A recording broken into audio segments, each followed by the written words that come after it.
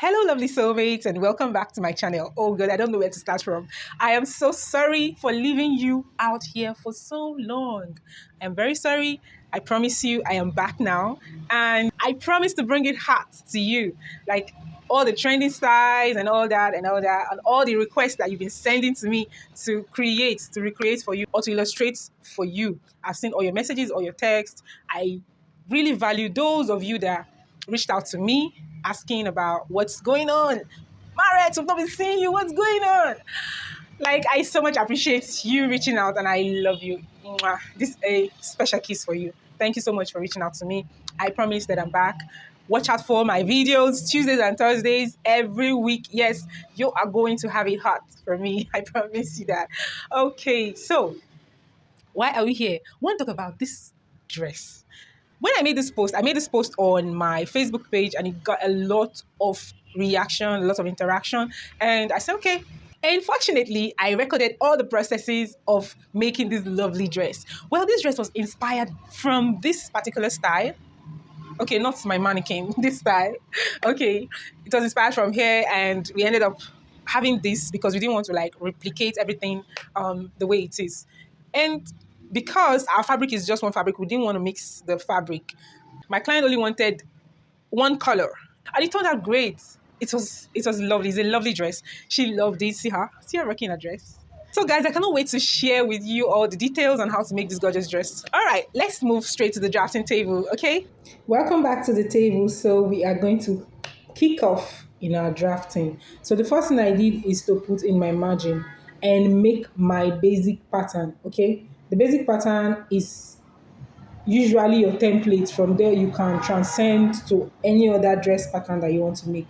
So we're going to draw our basic pattern first, and the first thing I did was to put in my margin, okay, the vertical margin and the horizontal margin. So if you want to learn this process of the basic pattern, I'll drop the link in the description where you will learn it step by step, okay? So I'll be a little bit fast. All right. Now, I'm marking my vertical points. This vertical point includes my shoulder to armhole, bust point, under bust point, waistline, and the length. So these are the lines I am drawing right here.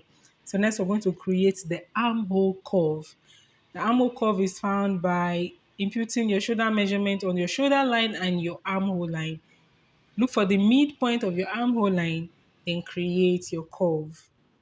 It's quite easy. Once you follow the link I have dropped in the description, it will take you there on how to make this. All right.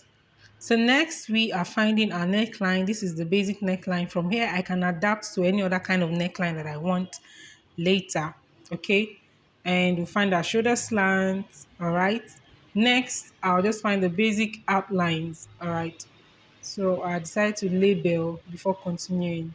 So I found my bust measurement divided by 4 on the waistline, then the hip measurement divided by 4 on the length, then connected the lines.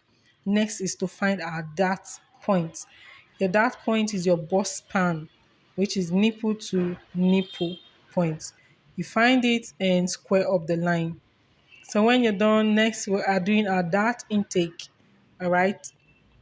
We do our dart intake. The dart intake is found by the excess you find from your waist measurement divided by 4. The difference between your waist measurement divided by 4 and your bust measurement divided by 4 becomes your dart.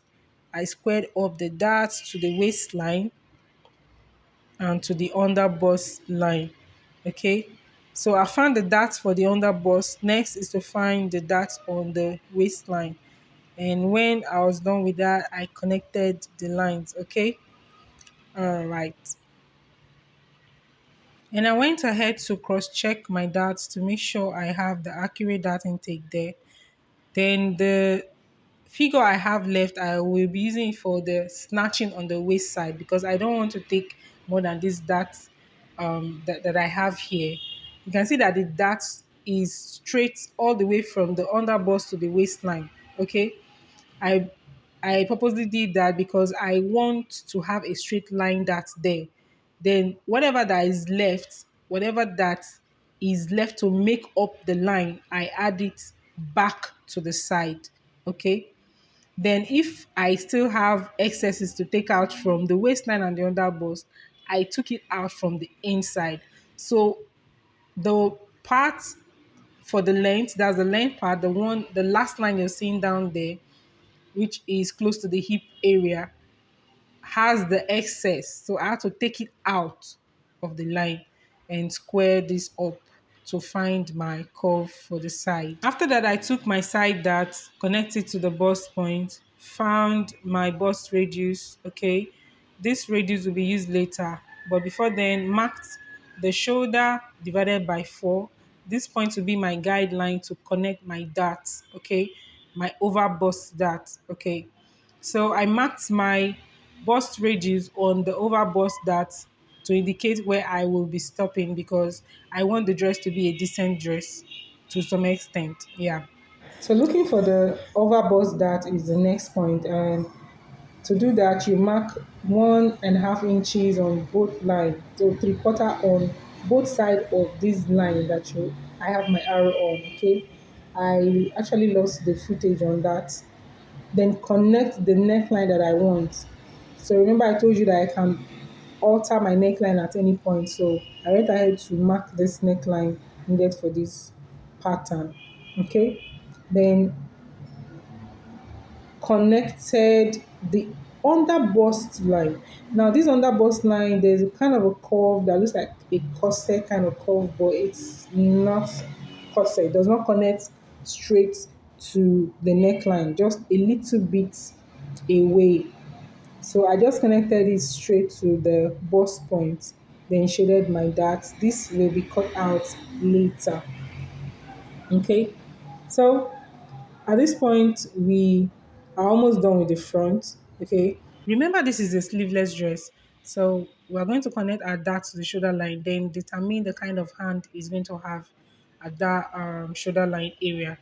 So I'm just trying to recreate things to know the measurement to use. I think I ended up using 2.25 or 2 inches inward from the outer part of the shoulder area, so that the dress doesn't fall off the hands. Okay, it stays inside.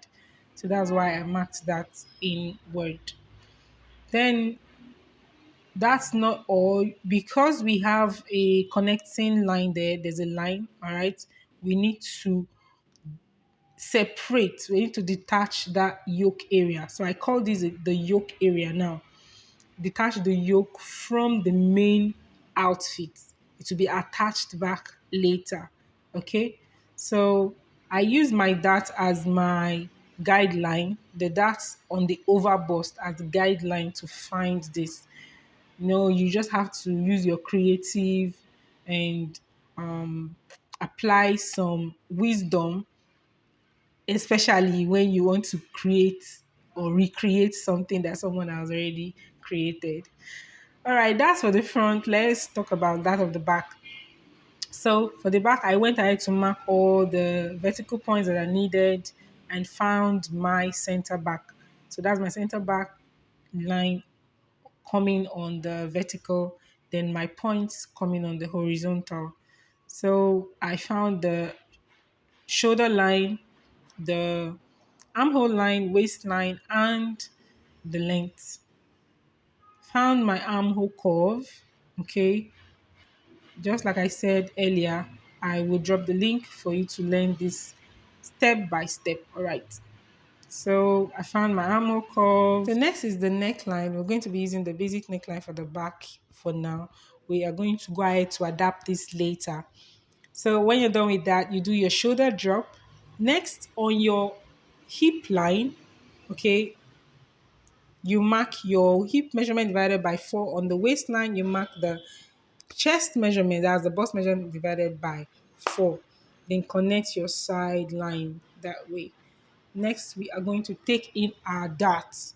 We take in the darts for the center back and the side. Because I don't want to have the back to be in pieces, I want it to be in a whole piece. So it's going to be in just one piece. So I didn't include the bust span dart there. I took in my darts from the center back and the side. So that's what I'm doing here. On the waistline, I took in 1 inch to find the back curve. Then whatever that was left, okay, first of all, I connected it. So after the connection, whatever that was left was taken out from the side, as you can see, then connected to the under bust line. Yes, you can see I have 3 lines there. Yes, in between I have 3 lines, which is the armhole line, the under bust line, and the waist line. All right. So these lines, I connected it all the way to the armhole line. Then we have our cup for the back. That cup is actually looking funny, but trust me, it's it's gonna do wonders on the dress. Yes, it's going to do wonders. So at this point, we are literally done for the back. I just want to find the curve now for the armhole. We reduce that of the front by 2 inches. You're still going to apply the same thing to the back so that when you join it, they will have the same measurement. Okay, they will measure equally and match up in your sewing process. Okay. So that is exactly what I'm marking for the back. I found my points, then I marked. So for the back, that's the inner part of the neckline. I decided to come down a little bit more than the armhole line. I came down about 1 inch more than the armhole line. And this really made the back neckline to look very gorgeous. I really love the turnout. I love the turnout at the end of the day. It was nice. So that's how the back is going to look like. Can you see that? So next we are going to go to the front again to continue from where we stopped. But first, let me do my length curve. Next, we're going to start cutting. So to cut now, we are going to start off from the length. Okay, that's the lower part. We're going to start off from the length. And cut down there and up to the side. Open up your dart on the side. We're going to close it by opening up the dart on the waistline. All right, we're closing the side dart by opening the waistline dart. So this is how you close. After applying your glue, you just place it to align with the bust line, then continue your cutting. So continue your cutting until you get to the armhole area and detach it on the line where you want to detach the yoke from. Then cut out that side piece, okay? So remember all the darts to be cut out. I cut it out, all of them, then set it aside. Continue my cutting, removing the excess paper on the center front, then cutting through from the neckline, and that's another piece to set it aside. Now this is our yoke or the strap. You can call it the hand, whichever you'd like to call it is okay. So I'll cut off the dart there. But we are not going to leave it that way. I'm going to use my paper tape to hold the two pieces together so that it aligns. Okay. So you close, well, literally closing the darts. You close the darts here. So you have your strap, the hand or the yoke, whichever you want to call it. But I later went ahead to readapt this because I didn't like how it turned out when I was sewing. But I'm going to show you that in the sewing process. I'm going to show you how to do that. So next we are going to cut out the back. The back is quite easy and straightforward because I wanted everything to be in one piece and it wasn't stressful at all. So just follow your lines and keep cutting, and that's what you are going to have. And at this point, we are done. Yes, at this point, you can go ahead and cut this out on your fabric to make a beautiful dress out of it. But before then, yeah, let's do some little adaptation to the front. First is this pointed point on the bust point area, on the bust line area. You want to trim off about 1/4 of an inch out of it so that you have a flat bustier there. Okay, so you can go ahead and cut this out on your fabric as a full bustier dress like this and sew, and you're going to have a very nice outcome. But at this point, also At this point also, you can decide to detach the back. So this back part that has the strap, you can decide to detach it, but I didn't detach mine. Everything was in whole piece. Remember, that's what I said I was going to do. So you can decide to have yours detached. But I went ahead to create a tightening for the neckline there. You know the neckline is in curve. All I did was connect a dart line to the armhole line and take out about half of an inch to tighten the neckline. Then I blended that out later. Okay, this will help to keep your neckline firm, and at the end of the day it will not gape when you're done sewing. So I just used my paper tape to hold it in place. So at this point, surely we are done with this pattern. You can decide to place it out on your fabric and cut out your fabric and have a nice outfit here. This particular dress, we are still applying more adaptation. Remember that curve we created earlier? I have to cut through that curve, and that is not all. There is also another curve to be created on the side piece of the front. Okay, so I just went ahead to create a marking there, then created my curve. The curve is quite easy to do. What you just have to do is place your curve ruler, or you can do it with free hand. So that's the marking I did, and I cut it out. And see.